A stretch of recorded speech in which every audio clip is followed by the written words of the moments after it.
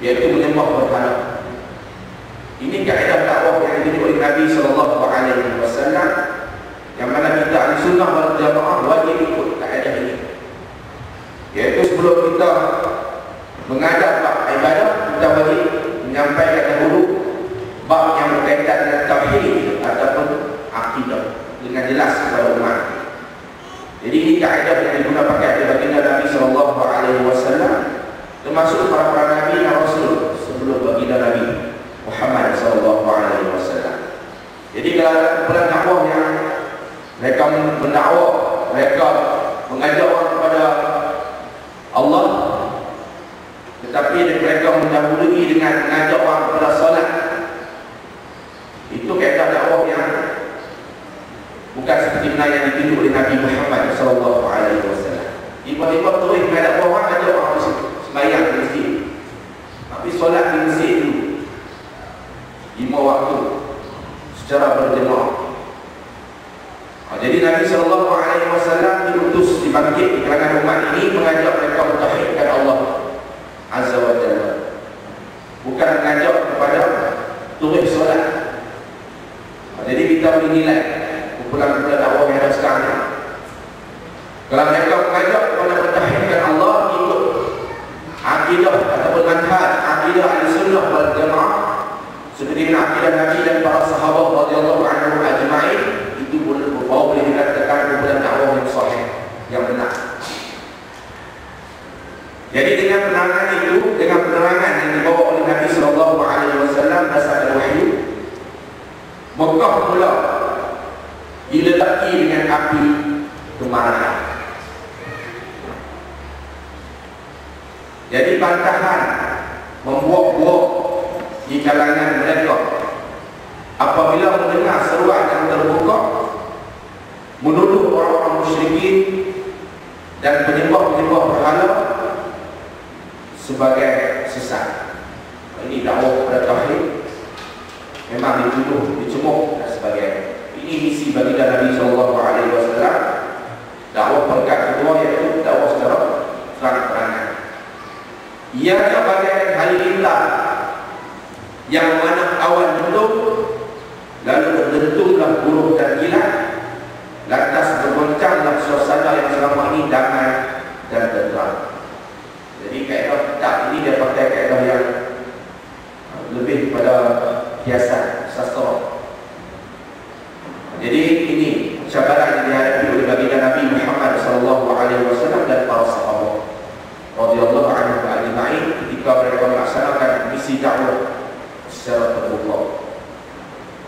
Lantaran itu orang-orang Quraisy bingkas bangun untuk mengengkang kemarahan suatu perubahan yang tiba-tiba sahaja tercetus.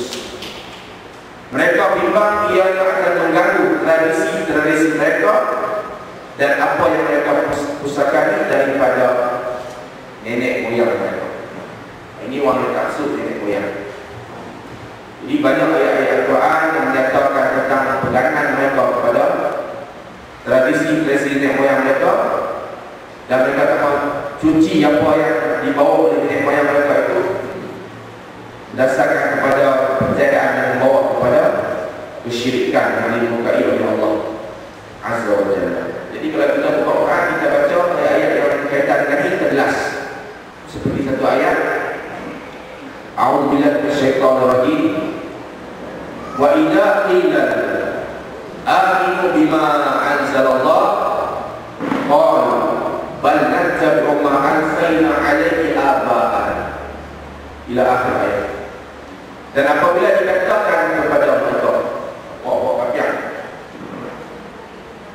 aminu bima anzalallah, berimanlah kamu dengan apa yang Allah telah turunkan, telah wahyukan kepada baginda Nabi Muhammad SAW. Qalu, dan mereka menjawab pada bal nattabi'u ma alfayna 'alaihi aba'ana, bahkan sebaliknya kami akan ikut apa yang kami dapati, tradisi-tradisi yang dibawa oleh nenek moyang kami. Ini penyakit orang jahiliyah. Jadi penyakit ini akan hinggap di diri pada diri orang yang nampak beragama Islam, tetapi mereka tak faham akidah seperti akidah Nabi dan para sahabat radhiyallahu anhum ajma'in, maka masuk yakin ini dalam hati mereka beramal dengan perkara-perkara yang bid'ah, khurafat dan sebagainya. Lalu bila kita kata kepada mereka melawan. Sebab mereka anggap nenek moyang mereka itu benar. Mereka mengasihi bid'ah mereka itu daripada nenek moyang mereka. Dulu buat aku ubat tak minggu, dia kata dulu. Buat aku buat baca Yasin tak minggu untuk hadiah pahala dekat dia aku buat aku hadiah pada dia wali pahala Yasin, dia tak pahala Jumaat. Jadi aku buat. Jadi wajiblah dengan Allah itu. Itu tradisi nenek moyang. Contoh, mereka bangun untuk menentang. Kalau mereka benar-benar faham erti iman yang menolak ada yang ketuhanan selain Allah Azza wa Jalla, orang Arab ini tidak ada masalah sebenarnya. Kalau kata la ilaha illallah Muhammad Rasulullah, mereka tak perlu terjemah bukan kita. Dia faham usul la ilaha illallah Muhammad Rasulullah. Dua kalimah syahadat tu dia faham. Itu orang Arab jahiliyah.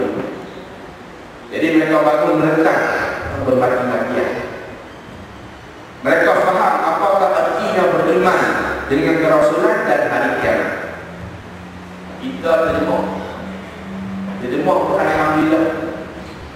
Mau kita menerima keimanan sahih, tauhid sahih, akidah sahih. Alhamdulillah.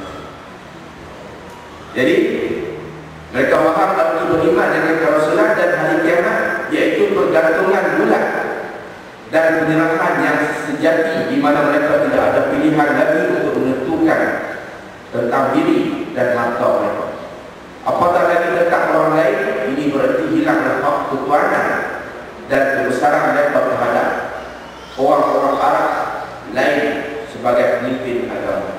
Ini ada kepentingan sebab kita menganut agama tauhid yang dibawa oleh baginda Nabi sallallahu alaihi wasallam.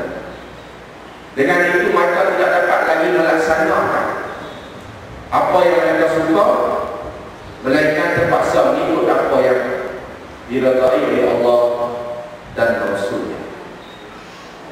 Jadi mereka tak suka sebaliknya tinggal perbuatan-perbuatan yang dilihat mereka yang membawa kepada kesyirikan dan rosak masyarakat itu. Jadi mereka tidak boleh lagi berbuat kezaliman yang selama ini dilakukan terhadap golongan bawahan.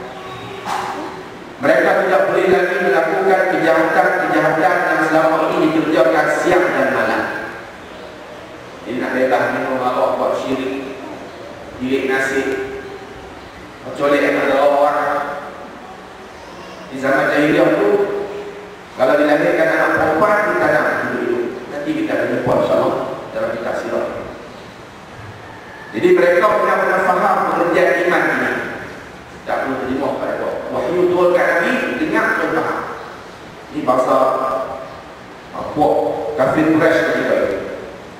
Justru itulah jiwa mereka enggan untuk menerima situasi yang merugikan ini.